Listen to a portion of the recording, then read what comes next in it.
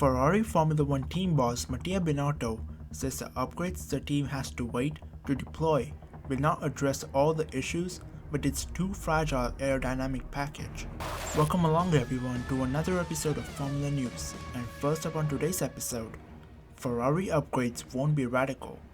The SF1000 design was meant to solve Ferrari's aero weakness from last year when it lacked downforce compared to rivals Mercedes and Red Bull.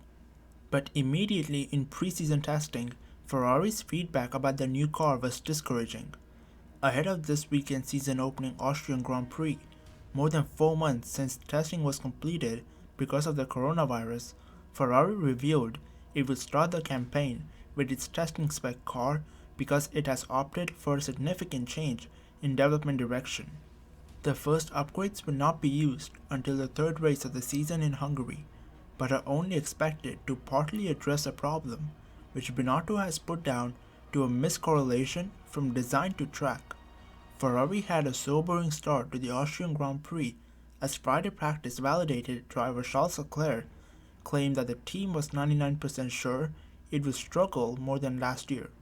Sebastian Vettel was a lead Ferrari and fourth fastest in practice, but he was behind the racing point of Sergio Perez and barely clear of Daniel Ricciardo's Renault.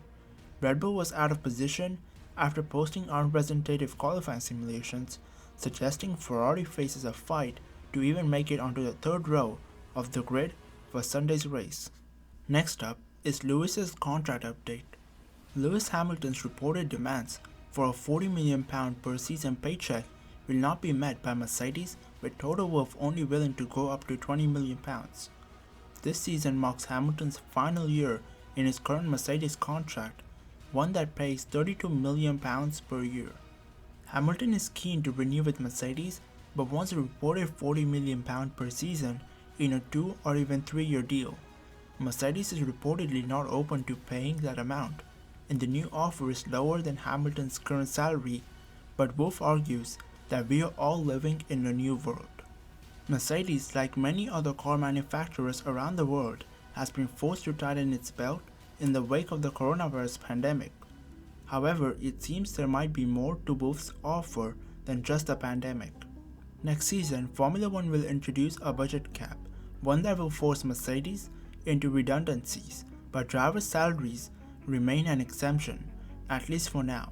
Wolff, along with his counterparts, is pushing for a £20 million limit on drivers' salaries as Formula 1 continued to react to the financial crisis.